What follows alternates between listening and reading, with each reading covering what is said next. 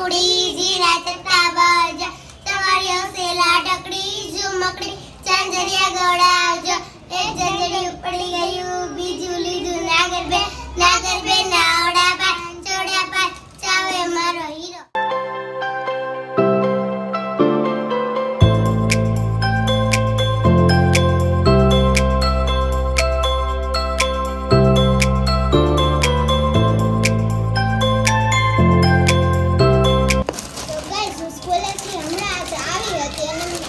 ભૂખ લાગી હતી એટલે મેં મેગી મૂકી હતી અને ત્યારમાં જ આ લોકો આવ્યા એટલે મેં આ લોકોને ચોકલેટ આપી. તો ગાઈસ હું હવે કપડાં ચેન્જ કરીશ ત્યારમાં મારી મેગી પણ થઈ જશે પછી હું મેગી ખાઈશ. અને તમને પણ આવો એક ગરબો આવડતો હોય તો મને કમેન્ટમાં જરૂર કહેજો ને ગરબો બોલવાનું તો ભૂલતા નહીં. હું કપડાં બદલાવા જાઉં છું ગાઈસ. તો ગાઈસ મેં કપડાં તો ચેન્જ કરી લીધા છે અને મારી મેગી પણ બની ગઈ છે અને હવે મેગી ખાઈને હું સ્ટડી કરવા જઈશ. સ્ટડી અને હોમવર્ક અને પછી હું જઈશ રેડી થવા. દર વખતે તમને કંઈક ગમે કે ન ગમે તમને હું મેકઅપ કરું છું એ તો તમને ગમતું જ હશે નહીં? હા ને? અને તમને ગરબો આવડે છે કે નહીં કોમેન્ટમાં કહેજો અને ભૂલી ન જતા. જલ્દી લખી નાખો. ચલો ગાઈસ હવે આપણે મેગી ખાઈએ.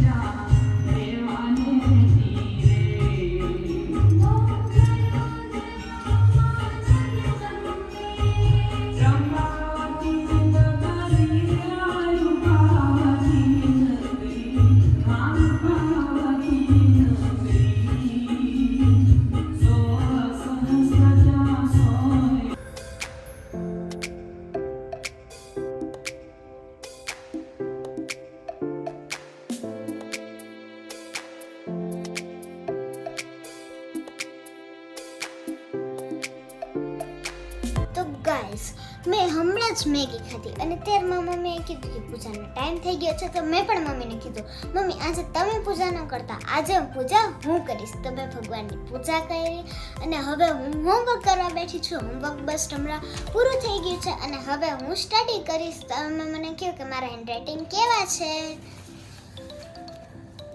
જો ગાઈસ મારા આટલા સુંદર હેન્ડરાઇટિંગ તમે કોમેન્ટમાં કહેજો મારા હેન્ડરાઇટિંગ કેવા છે. અને બસ યાર થાકી જવાય છે. જો હવે અત્યારે અમે લેટ આવશે એટલે સવારે ઉઠાતું નથી પછી આ એક્ઝામની તૈયારી કરવી યાર થકાઈ જશે ગાઈસ. યાર બહુ જ થાકી જાય છે. તમારે પણ એવું થાય છે કોમેન્ટમાં મને કહેજો. હા અને મારા હેન્ડરાઇટિંગ કેમ મસ્ત છે તો હું હવે સ્ટડી કરીશ.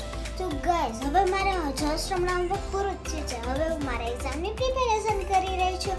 મારે કાલે EVSનો પેપર છે પછી સાયન્સ પછી ઇંગ્લિશ 2 પછી હિન્દી પછી પૂરું.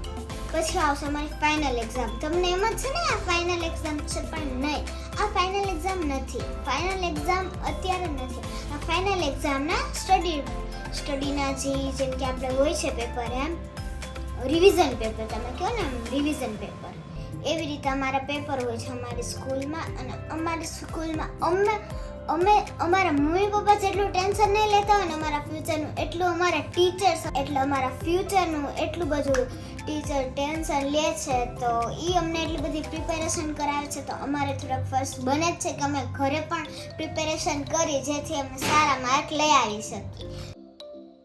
તો ગાઈસ હવે મારું આઈ શેડો લિપસ્ટિક ડન છે. હવે મારું થોડુંક જ તિલક બાકી છે અને હજી હું હેરસ્ટાઈલ કરીશ આઈલાઇનર કરીશ ઘણું બધું કરીશ. અને હું કેવી લાગે છે મને કમેન્ટમાં જરૂર કહેજો.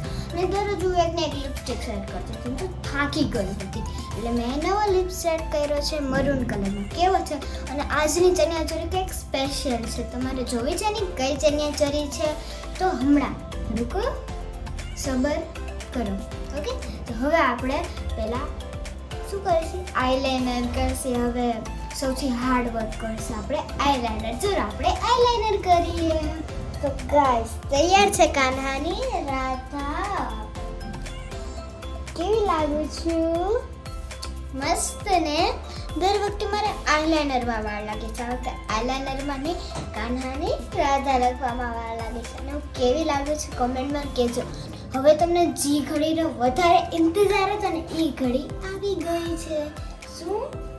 ચણિયા ચોરી, જ્વેલરી અને હેરસ્ટાઈલ ટાઈમ. ચલો આપણે ચણિયા ચોરી પહેરીએ ગાઈઝ.